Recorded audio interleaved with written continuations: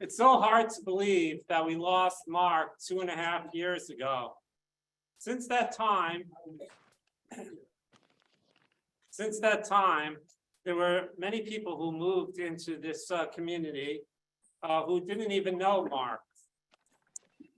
They didn't know how much their lives were affected by all that Mark has done for Torah and for this community at large.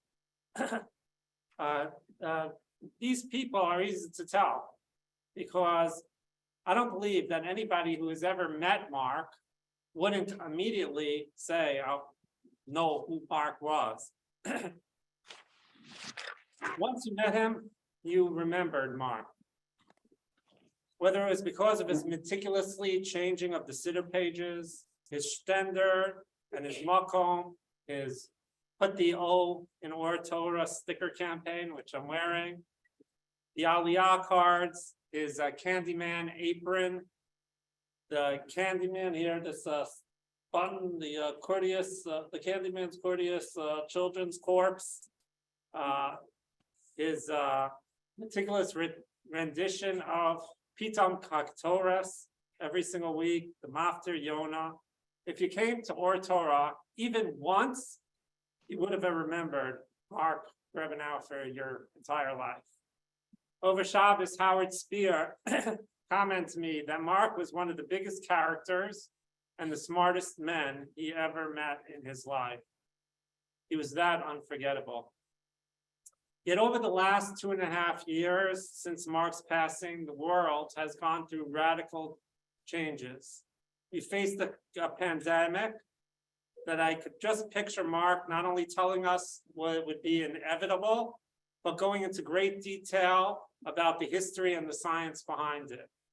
He would have celebrated the new focus that we all have on science and cleanliness. We physically distanced from each other, on which Mark would have supported. But I know that he would have come to me to try to work out on how we can maintain physical distance, but not social distance, so that the minyan and the community could continue. The supply chain was hit pretty hard, to which Mark would have had hundreds of different contraptions to make the most out of what we had. We recently started a very successful nightly kollel in the Grebenau based medrash, which I know Mark would have attended, but would have been a partner with others to try to get them to maximize the space and to try to figure out how we could get as many people in there as possible. In this week's parasha, we read about Abraham, which Hashem tells Abraham, "Lech lecha me'artzecha me'moladzecha mibeis avicha el haaretz asher arecha." Hashem tells Abraham, "Lech lecha, go." And it seems that Abraham is going on his own, going out to venture on his own, to forget about his past and start a new life. But yet, if you look previously in the Torah tells us in Parashas Noach that Terach took Abraham, his son Lot, the son of Haran, his grandson Sarai, his daughter-in-law, the wife of Abraham's son, and they went forth from Ur Kasdim to the land of Canaan, and they came to Haran and settled there. Rabbi Jonathan Sachs points out that this shows that Avram's break wasn't so radical, that even Terach had his doubts about the idols. Even Terach wanted to start the journey. And yet, Abraham just continued that journey that was already started by Terach, and he ventured off on his own. To me, Mark represented both the past and the future. Mark was one who cared tremendously about our Masorah. In the past, he was a big history buff. He cared about where his family came from, where the Jewish people came from. And he tried to bring history alive for everybody through his research and his amazing storytelling. If anybody attended his Shalosh Shudas, where he told the story of his family, you wouldn't forget it, the way he expressed it, but also to see how he brought the story alive. He was our candy man and looked for ways to pass the Masorah on to the next generation. He was also the founder of Congregation Or Torah and an innovator who embraced discovery and enjoyed Chiddush, new ways of thinking. It is for this reason that I cannot think of a better honor than to officially name the children's wing of Congregation Or Torah as the Mark Grebenau Children's Wing.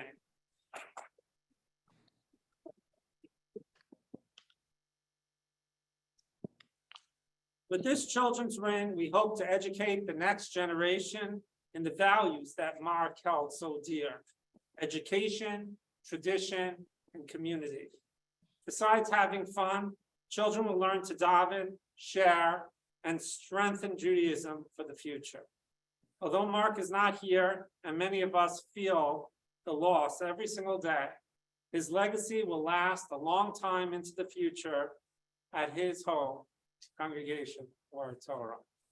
I'd like to call up Ruth and Mari to officially take the plaque and place it on the wall.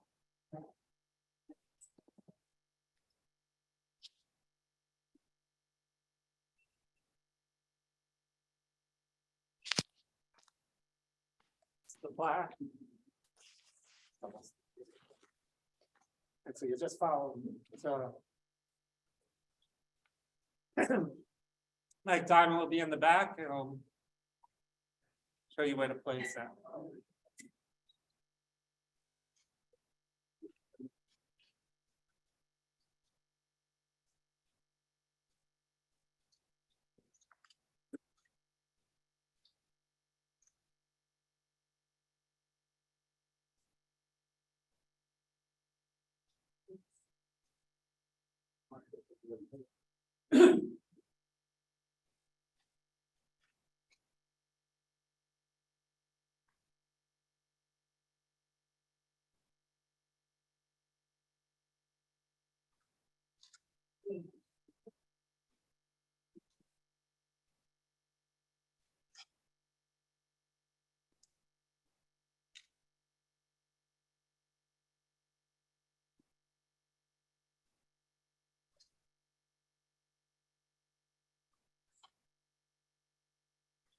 We also bought a gift for the Grebenau family. It's a beautiful art piece, glass art piece, which was supposed to be here on Wednesday. And of course, due to the shipping and everything, and so it's delayed. Now it's supposed to come this Wednesday. But on it, there's it says, in grateful recognition of Mark Grebenau for the significant impact he made on Congregation Or Torah. Thank you so much.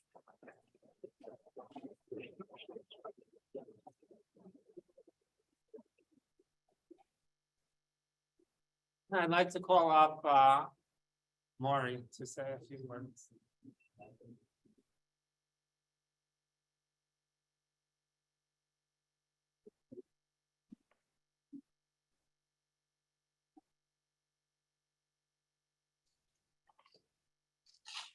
Thank you so much, Rabbi Spivak, and thank you to everyone.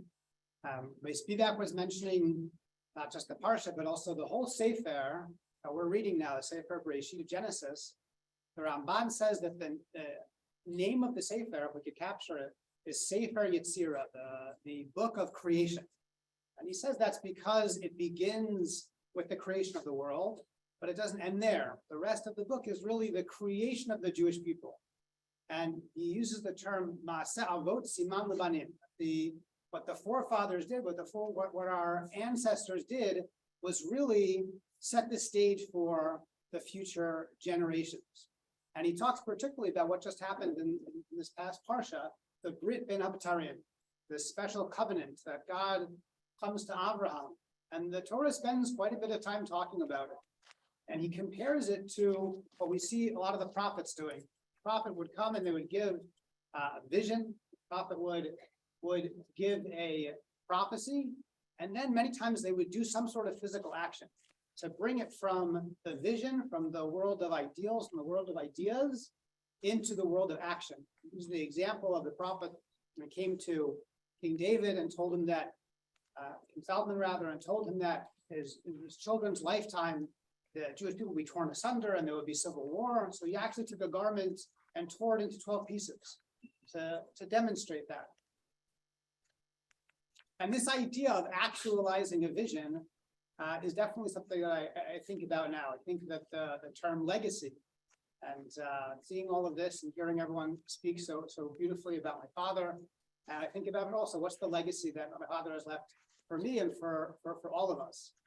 And one of the clear things that my father really stood for, and definitely a legacy that will stand for future generations, is really this beautiful community and this beautiful shul. And Yechezkel, Hanavi, so he coins a beautiful term of Migdash Ma'at, so it's like the mini temple. And the Gemara and Megillah tells us that this is a reference really to all of the synagogues and all of the houses of study that eventually will come and will return to Israel when Mashiach comes. And the Maharsha said this is really quite literal. He points to a Midrash that says that when Mashiach comes, the Beit HaMikdash will be enormous, the size of current Yerushalayim.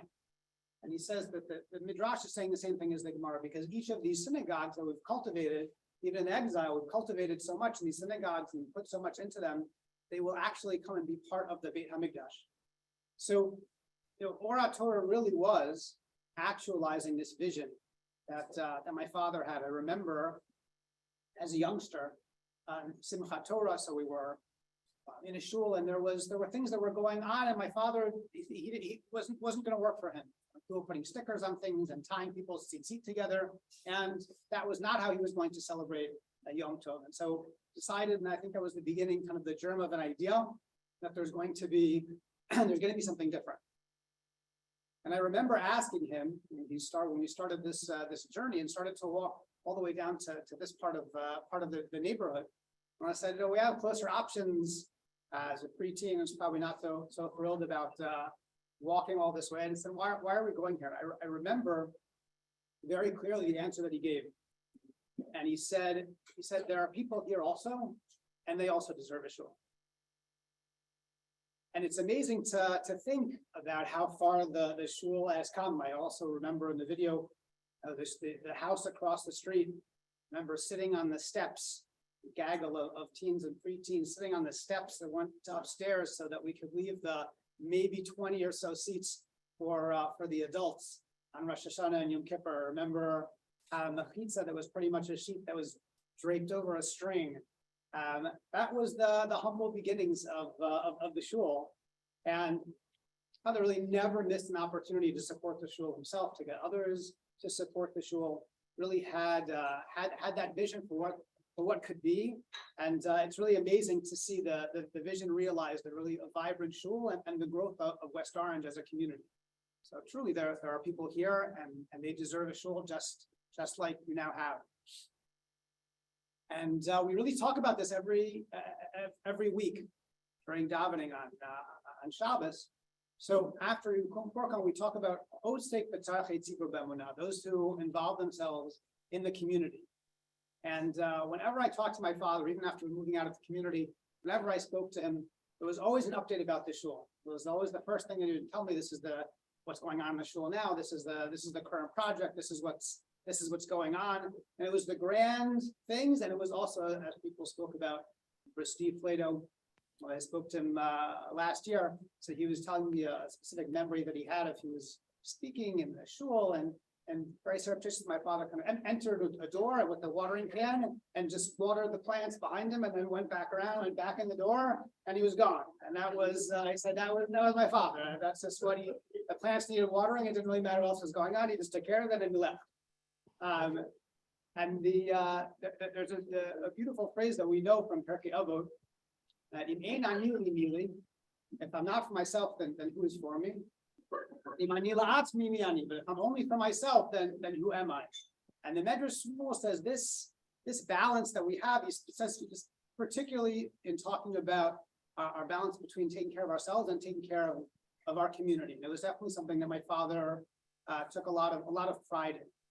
And he really, I think one of the strings that really brings so many things together for all the different things that my father did is he loved to learn and to teach.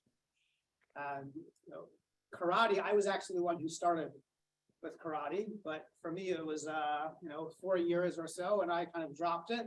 And as it was started by just taking me to the karate classes, and of course, we know that he certainly did not stop there.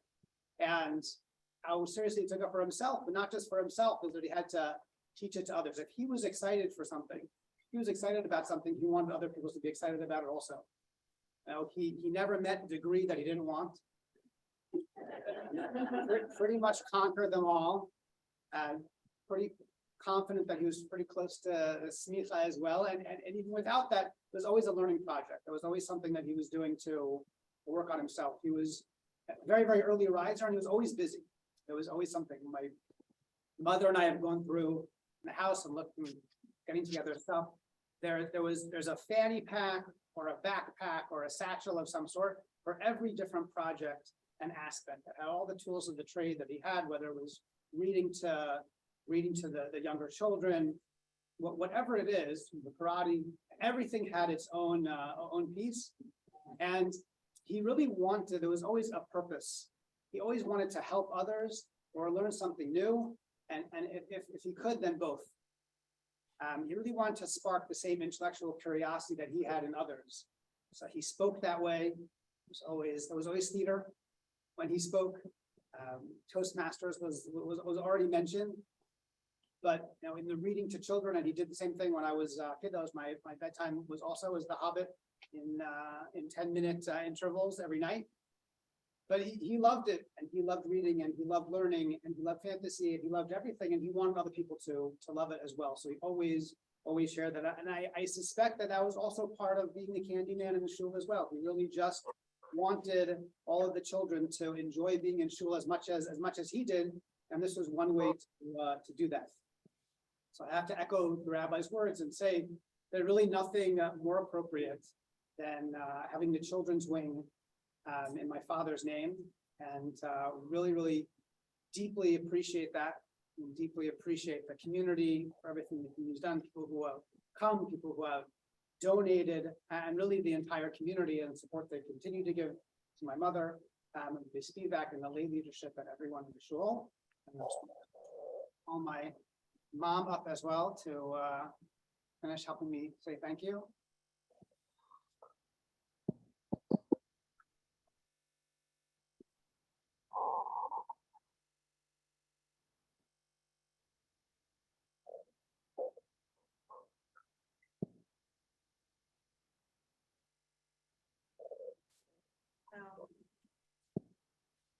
Thank you all so much.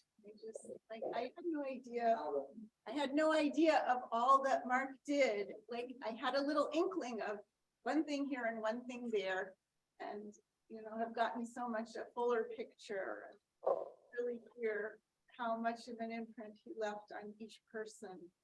And I will treasure the memory of tonight the rest of my life. So thank you all so much. It's been really wonderful. And thank you also for all your support